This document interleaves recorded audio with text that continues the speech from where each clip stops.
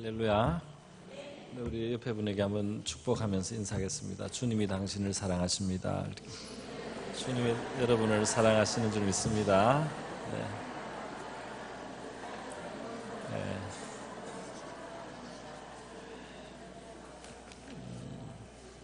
기도하겠습니다. 고마우신 아버지여, 이 주일 오후 복된 시간 우리에게 허락해 주심을 감사드립니다.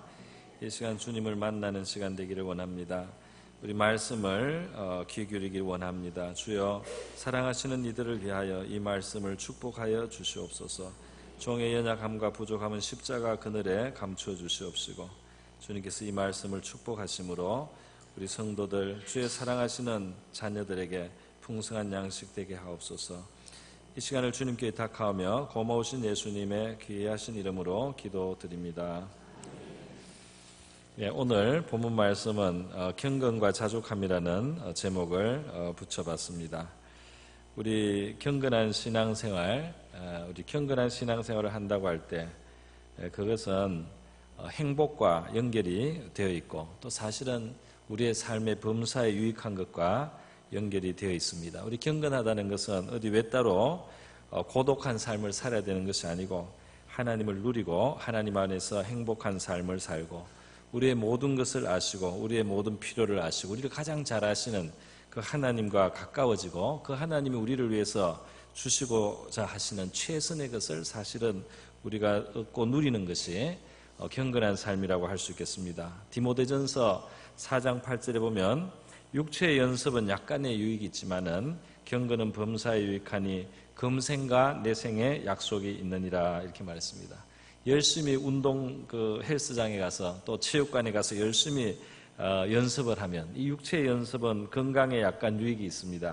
그러나 경건을 우리가 만약에 잘 훈련한다면은 그것은 범사에 유익한데, 이 세상을 사는 금생과 또 내생, 우리가 사후에 맡게 될 그 세계에서 모두 하나님이 약속하신 좋은 선물들을, 축복들을 우리가 누릴 수 있게 된다는 것입니다. 그런데 이 경건에서 있어서 우리가 중요한 것은 경건함으로 하나님께서 우리를 축복하시는데, 이 축복은 상당히 주관적인 축복, 행복이라고 할 수가 있습니다. 사람이 아무리 많은 것을 가져도 마음속에 만족이 없다면 그 가진 것이 크다고 할 수가 없습니다. 사람이 조금 적게 가진 것 같아도 마음에 그것이 굉장히 만족스럽고 꽉 채워지고 그것이 충분하게 느낀다면 그 사람은 충분히 가졌다고 할 수가 있겠습니다. 그래서 이 경건은 우리에게 이 세상을 행복하게 살아갈 수 있는 자세를 하나 주는데요, 그것이 바로 하나님 앞에서 자족하는 것을 배운다는 것입니다. 자족하는 삶. 우리 이전에 그런 복음송 가사가 있었어요. 초가상간도 나는 만족하네. 이렇게. 또 우리 찬송가에도 궁궐이나 초막이나 내 주 예수 모신 곳이 그 어디나 하늘나라, 이런 가사가 있었습니다. 그러니까 물론 궁궐이 좋지만은 혹시 초가상간에 있어도 내가 주님을 모시고 그곳에서 살아가기 때문에 그곳은 나에게 만족스러운 하늘나라 같은 곳이 될 수 있다, 이렇게 신앙인이 고백을 하고, 사실 이런 신앙인의 고백이 이 세상에 큰 힘을 가진 큰 어떤 울림을 주는 그런 증거가 되는 것입니다. 신앙인이 잘 돼서도 이 세상에 증거가 됩니다. 우리가 처음 복음을 받아들일 때 서양 선교사님들이 와서 사는 수준이 우리보다 월등히 높았어요. 그래서 그 사는 그 가구나 이런 것이 이제 미국에서 싣고 왔을 거 아닙니까? 그리고 그게 우리가 생전 못 보던 풍경 같은 것을 가지고 와서 이렇게 음악을 하는 것을 듣고 말이죠. 그 사는 것을 보고 우리 한국 사람들이 그때 도전을 받았습니다. 예수 믿는 것은 이렇게 사람을 이렇게 여유롭게 하고, 예수 믿는 나라는 이렇게 부여롭구나, 도전을 받았어요. 우리도 예수 믿어야 되겠다. 예수 없이 우리가 공자를 따르고 또 석가모니를 따랐는데 이렇게 우리가 찌들고 말이죠. 이렇게 고생하고 이렇게 우리나라가 비참한데 예수 믿는 데서 온 저 선교사님을 보니까 예수 믿는데 정말 참 거기에 뭔가가 있다. 이렇게 해서 예수 믿는 사람의 풍성한 어떤 이 현세적인 복이 말이죠. 이 세상에 어떤 도전을 주고 증거를 줬습니다. 그런데 그것만이 아닙니다. 오늘날 우리가 또 어느 정도 누리고 사는 이런 세계 속에서는요, 아무리 서로 가지고 더 가지면서도 만족을 못하는 이런 세계 속에서는 적게 가지고도 만족하는 신앙의 그 위력이 이 세상에 또 울림을 주는 것입니다. 세상에서 볼 때는 대단히 출세를 한 것도 아니고 대단히 소유를 많이 가진 것도 아니고 대단한 조건들을 갖추지 않았는데도 성도들이 기쁘게 살고 감사가 충만하고 마음의 여유가 있이 이렇게 살아가면은 세상에서 볼 때 저 사람들은 왜 저렇게 기뻐할 수 있는가? 왜 저렇게 즐겁게 사는가? 왜 감사한가? 그렇게 물음을 하게 되고 거기서 우리가 예수님 때문에 그렇다는 것을 알게 될 때 또 이 세상이 도전을 받고 이 복음에 대해서 마음을 열게 되는 그런 또 역사가 있다는 것입니다. 우리 잠언 17장 1절에 보면은 이 자족함이 얼마나 사람의 소유가 어떻든가에 달려 있는 것이 아니고 참된 행복은 말이죠. 참된 행복은 많이 가져야만 되는 것이 아니라는 것을 잠언에서 우리가 두 군데서 볼 수가 있어요. 잠언 17장 1절에 보면은 마른 떡 한 조각만 가지고도 화목한 것이 집에 육선이 가득하고 다투는 것보다 낫다 그랬습니다. 집에 먹을 것이 고기가 뭐 있어요. 그러나 갈비가 괴짝으로 있지만은 사람 사이에 다투면은 그 행복하지가 않습니다. 마른 떡을 먹으면서 화목한 것보다 못해요. 잠언 15장 17절에도 채소를 먹고 서로 사랑하는 것이 말이죠. 살찐 소를 잡아먹으면서 서로 미워하는 것보다 낫다는 말씀이 있습니다. 이 행복이 어디에 있는가 힌트를 주고 있습니다. 소유에 있는 것이 아니고 좋은 관계 속에 있다는 겁니다. 하나님과 바르고 화평한 관계, 또 우리 주변의 사람들을 사랑하고 사랑을 나누는 그런 관계 속에서 우리 사람은 만족을 갖게 됩니다. 우리에게 하나님께서 주신 것은 우리의 현재 행복에 필요한 모든 것을 주셨다는 사실을 우리가 인정을 하고 받아들이면서 만족하는 것이 이 성경적인 자족함이라고 할 수 있겠습니다. 성경적인 만족, 자족함의 반대가 탐심이며 불만이라고 할 수 있겠어요. 이스라엘 백성들이 애굽에서 나와서 광야 길을 가다가 그들이 탐심을 품고 탐심을 품으니까 불만이 나와요. 불만이 나와서 불평을 하기 시작했습니다. 탐욕을 품은 무리가 불평을 일으키니까 민수기 11장에 보니까 이들이 불평 원망을 하고 울기 시작했습니다. 누가 우리에게 고기를 주어 먹게 하랴. 우리가 애굽에 있을 때는 값없이 생선도 먹고 오이도 먹고 참외도 먹고 부추도 먹고 파도 먹고 마늘도 먹었는데 여기는 이제 밋밋한 만나밖에 없다고, 그리고 여기서는 고기를 먹을 수 없다고 그들이 불평하고 원망을 했는데 하나님을 대단히 섭섭하게 하는 그런 불평이었어요. 하나님은 나중에 고기를 얼마든지 공급해 주실 수 있었습니다. 그러나 그들이 애굽에서 값없이 먹었다는 것은 그들이 값없이 먹은 것이 아니었습니다. 그들의 자녀들을 얄강에 내던지면서 그리고 밤낮 없이 수고하면서 그들 바로의 노예로 살아가면서요, 자유가 없는 백성, 하나님을 자유롭게 예배하고 경배할 수 있는 그런 자유가 없는 백성으로 살면서 그러면서 그들이 겨우 얻어먹은 것인데 그것을 지금 현실에 하나님이 주신 그 광야에서의 지금 자유, 그리고 앞으로 그들을 인도하여 가려고 하는 가나안 땅에 있는 그 풍요를 그들이 바라보지 않고 지금 현실에 있어서 하나님께서 만나를 주시고 있고 또 물을 공급해 주시고 있고 그들이 만약에 겸손하게 하나님 앞에 구했더라면 매출하기도 얼마든지 하나님이 또 먹이실 수도 있는 하나님이셨습니다. 그런데 그들은 원망과 불평을 품고 말이죠. 그래서 만족하지 않으면서 탐심을 품고 불평을 하고 하나님 앞에 참 섭섭하게 하는 그런 허물과 죄를 범하게 됐다는 것입니다. 현재 우리 하나님이 주신 것에 대한 그 만족하는 거 말이죠. 하나님은 우리에게 족하게 주시는 분이다.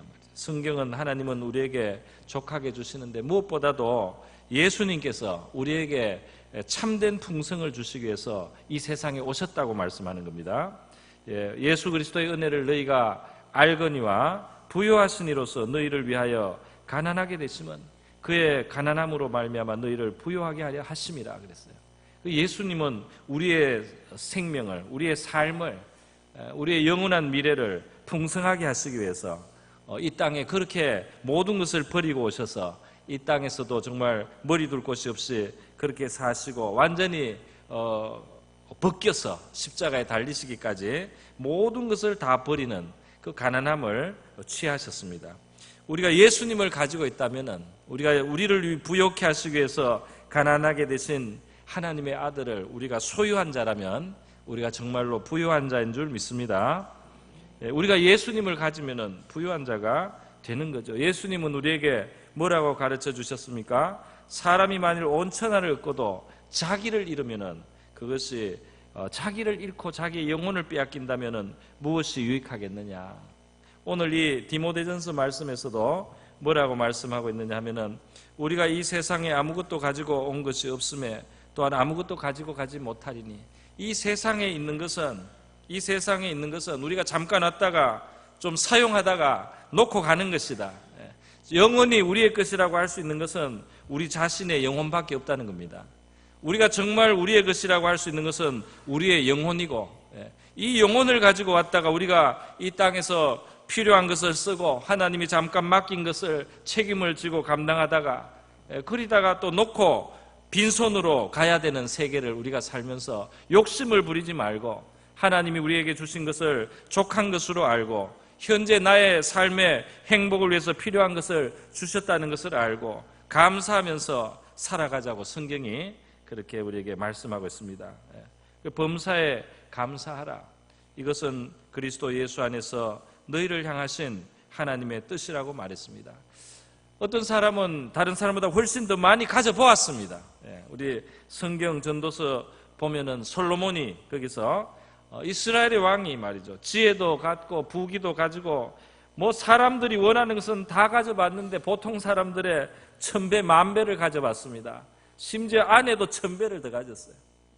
그렇게 가졌지만은 그 사람이 마지막에 고백하는 것은 헛되고 헛되며 헛되고 헛되니 모든 것이 헛되도다. 이것이 바람을 잡으려는 것처럼 허무하다 그랬습니다. 내가 그렇게 많이 누려봤는데 이것이 바람을 잡으려는 것처럼 허무하다는 것입니다. 그래서 성경은 우리에게 자족하는 행복에 대해서 가르치고 있어요. 여러분, 이 오늘 본문에 보면 돈을 사랑하는 것이 일만하게 뿌리라든지 부하려고 하는 것은 시험과 올무의 여러 가지 해로운 욕심에 떨어지는 위험한 것이라고 말했기 때문에 하나님이 현세적인 어떤 재정이나 물질에 대해서 우리에게 관심을 끄라고 말하는 건 절대로 아닙니다. 우리 인간이 살아가기 위해서는 가장 기본적인 필요가 항상 있습니다. 기본적으로 우리에게 있어야 되는 것이 있어요. 하나님은 그것에 대해서 무관심하지 않습니다. 사람이 아무리 마음을 좋게 하려고 해도 너무너무 배고프고 너무너무 춥고 너무너무 고통스러우면 어렵지 않습니까? 그런데 하나님이 그걸 신앙으로 무조건 이겨라 이렇게 말하는 게 아닙니다. 우리 오늘 대예배 시간에 주기도문을 제가 언급을 하면서 말이죠, 첫 번째 그 기도가 하나님께 그 이름이 하나님의 이름이 거룩히 여김을 받으시오며 이렇게 주님의 가르친 기도의 첫 번째 나오지 않습니까? 우리가 주님을 하나님을 존중하고 하나님이 영광 받으시기를 원하는 그런 소원으로 살아야 된단 말이에요. 그래서 주기도문의 처음에는 하나님의 이름이 거룩히 여김을 받고 그 나라가 임하고 그의 뜻이 하늘에서처럼 이 땅에서 이루어지는 것을 기도하라 그랬습니다. 그런데 그 하나님을 위한 기도, 그 바로 이어서 사람 자신을 위한 기도가 있습니다. 사람 자신을 위한 기도 첫 번째가 뭘까요? 죄에 대한 기도일까요? 영적인 싸움을 위한 기도일까요? 마귀를 시험을 이기게 해달라는 기도일까요? 내 죄를 용서해달라는 기도입니까? 아닙니다. 일용할 양식을 주시옵시고, 그렇지 않습니까? 주기도문의 사람을 위한 기도, 오늘날 우리에게 일용할 양식을 주옵시고, 그 다음에 우리가 우리에게 죄 지은 자를 사해 준 같이 우리의 죄를 사해 주옵시고, 그 다음에 우리를 시험에 들게 하지 마옵시고, 그 다음에 우리가 악한 자에게서 마귀에게서 구하여 주십시오. 영적인 것을 구하지 않습니까? 하나님께서 우리가 이 땅에서 일용할 양식이 필요한 줄 알고 그거를 말이죠, 죄 용서보다 앞에다 갖다 놨어요. 죄 용서, 영적인 싸움보다 앞에다가 일용할 양식을 구하는 기도를 주님이 먼저 앞에다가 주셨습니다. 우리의 필요를 얼마나 주님께서 잘 아십니까? 그죠? 배가 고픈데 뭐 되겠습니까? 배가 고픈 사람한테는 진짜 밥을 주고 떡을 주고 빵을 줘가지고 먹여야 됩니다. 그 다음에 설교도 들어오고 그 다음에 성경 공부도 할 수 있는 거죠. 주님은 그걸 아세요. 그래서 일용할 양식을 구하는 기도를 가르쳐 주셨잖아요. 하나님이 그래서 구약시대 때 그렇게 이 세상적인 물질적인 축복을 많이 언급을 하셨어요. 그래서 그 어려운 시대에 하나님의 백성들이 물질적인 것으로도 복을 받으면서 하나님에 대한 체험을 할 수 있도록 그렇게 해주셨습니다. 근데 오늘날 우리는 너무 이 수준이 높아서 말이죠. 너무 수준이 지금 물질이 너무나 풍요로운 시대에 우리가 살게 되었습니다. 뭐 어떤 극단적인 예는 있지만 우리가 사는 이 한국은 대체로 말이죠. 우리가 먹고 입는 것에 부족함이 거의 없습니다. 그래서 병은 전부 다 너무 먹어서 지금 생기고 있고요. 너무 먹어서 다 병에 저도 그렇습니다. 저 빼야 되는데요. 의사는 빼라고 그럽니다. 여러분은 제가 뭐 얼굴이 이렇게 되면 보기 좋다는 얘기 제가 들었어요. 먹을 걸 자꾸 갖다 주시면서 얼굴이 이렇게 돼야지 좋대요. 근데 빨리 죽습니다, 그러면. 우리 먹을 것과 입을 것이 있으면 일단 족한 것으로 알라는 하나님의 말씀입니다. 할렐루야. 여러분, 먹을 것과 입을 것이 오늘 주어졌습니다. 여러분 옆에 계신 분에게 먹을 것과 입을 것이 족하시지 않습니까? 한번 물어봅시다. 네. 너무 많죠. 냉장고에 처리를 못 해가지고 지금 가지고 있다가 막 갖다 버리는 분들도 있어요. 족하면은 이제 우리가 하나님을 섬길 수 있는 조건이 갖춰졌단 말이에요. 우리가 영적인 것을 할 수 있고 주님을 섬길 수 있는 조건을 갖추었다는 것입니다. 우리의 행복은 더 가짐으로써 있기보다는 우리 관계 속에 있어요. 관계 속에 사랑하는 관계에 있습니다. 사랑을 주고 사랑을 나누면서 또 하나님과의 바른 관계 속에 순종하며 살아가는데 정말 우리의 만족이 있고 기쁨이 있는 것이지 계속 더 채우고 가지려고 한다고 행복해지는 것은 아니라는 것입니다.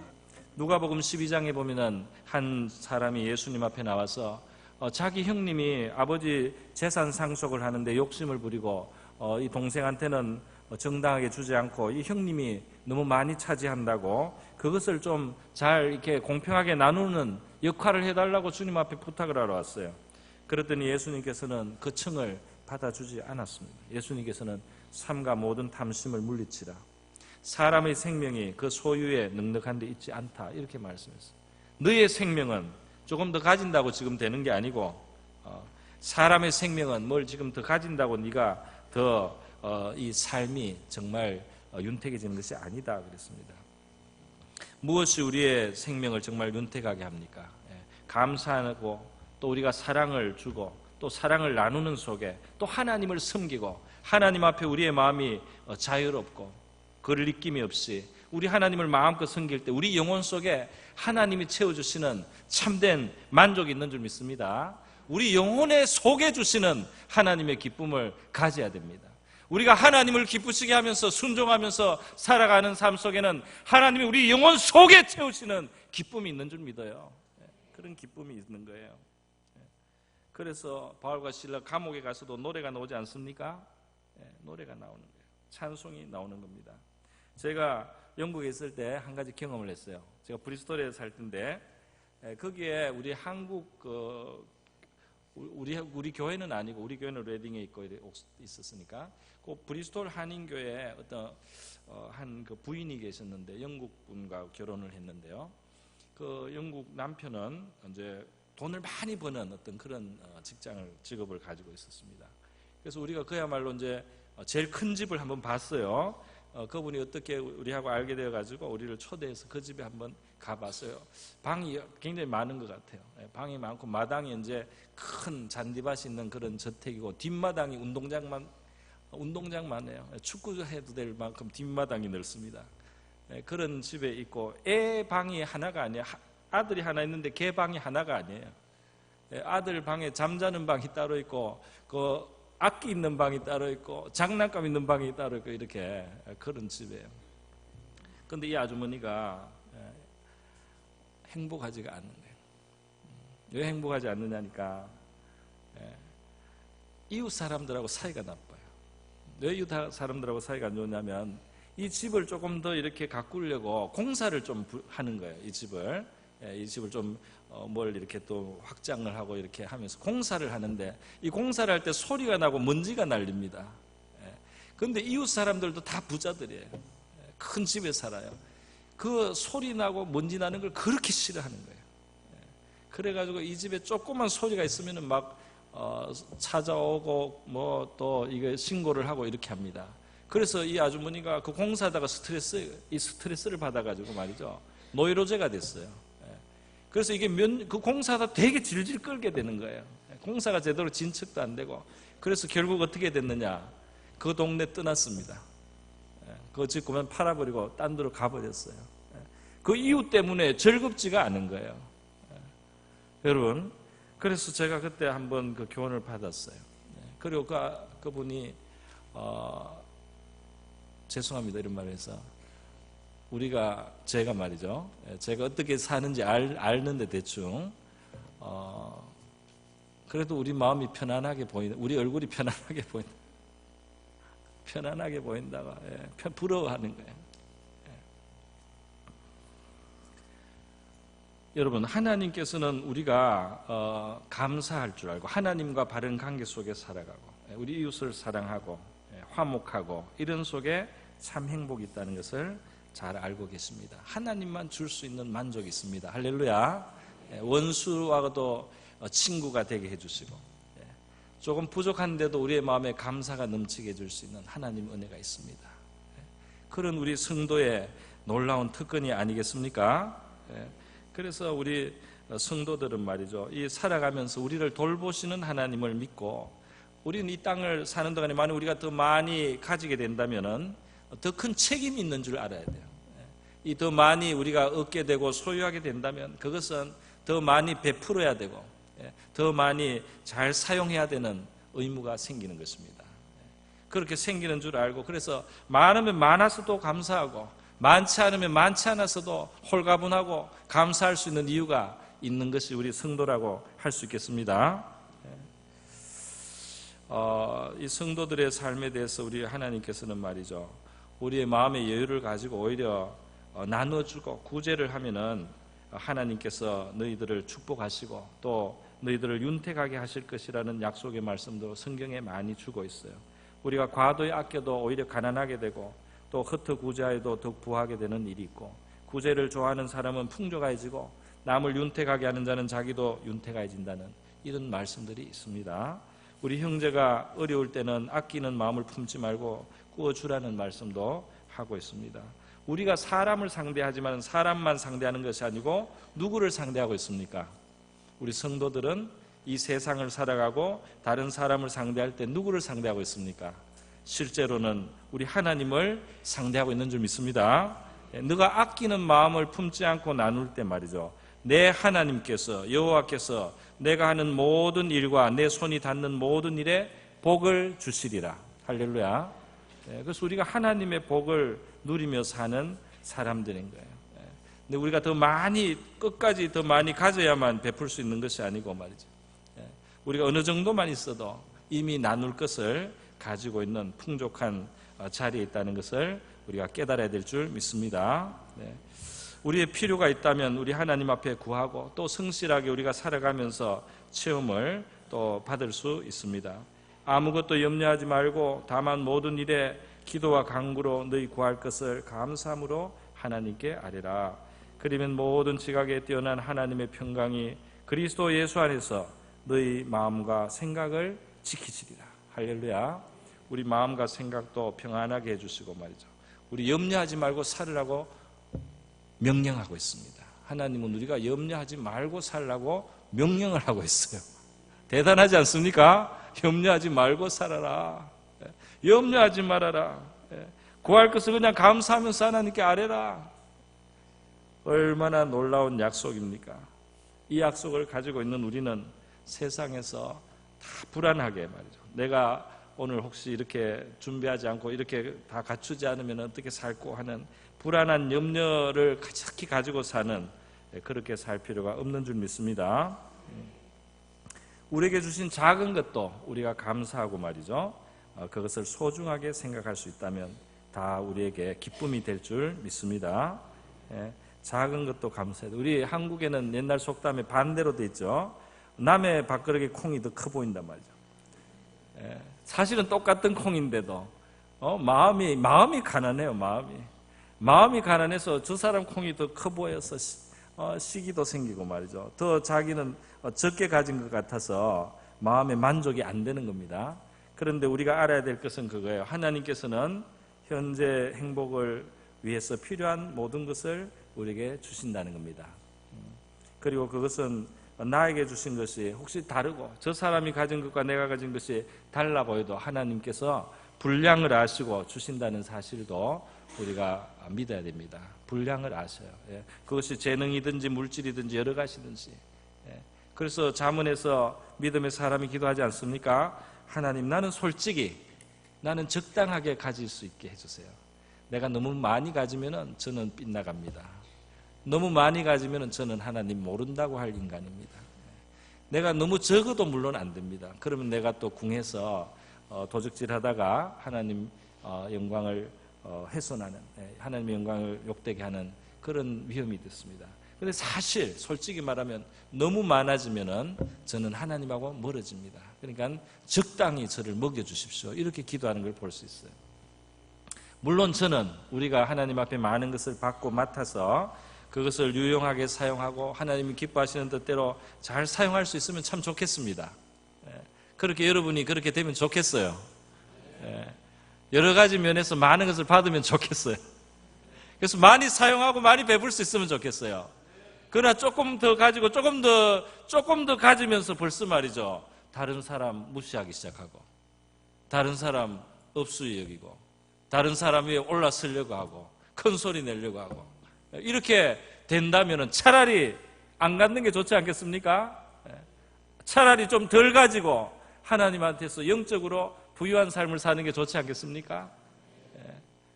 그러나 우리가 마음의 그릇을 잘 준비해서 하나님이 웬만큼 맡겨도 교만해지지 않고 웬만큼 맡겨도 안일해지지 않고 웬만큼 맡겨도 그것을 내 육신을 위해서 정욕을 위해서 쓰지 않고 말이죠. 그것을 은혜의 도구로 사랑의 도구로 사용할 수 있는 그런 저와 여러분 될 수 있기를 바랍니다. 그런데 감당할 수 있으면 좀 적게 달라고. 나는 내가 나를 아는데 나를 너무 높여주시면 큰일 납니다. 적당하게 높여주십시오. 이렇게 그렇게 어떤 사람은 기도도 하더라 이 말입니다. 오늘 우리 하나님께서는 우리의 행복을 위해서 필요한 모든 것을 주시는 주님이신 줄 믿습니다. 하늘에서 내려오셔서 자신을 가난하게 하시면서 우리를 부욕해 하신 그분이 저와 여러분의 주님이십니다. 하늘의 영광과 그 모든 부요와 풍요를 다 내려놓고 와서 가장 없고 헐벗은 모습으로 이 세상에 오시면서까지 저와 여러분에게 참된 풍성과 부요를 주시기 위해서 그렇게 자기를 던지신 분이 저와 여러분의 주님이십니다.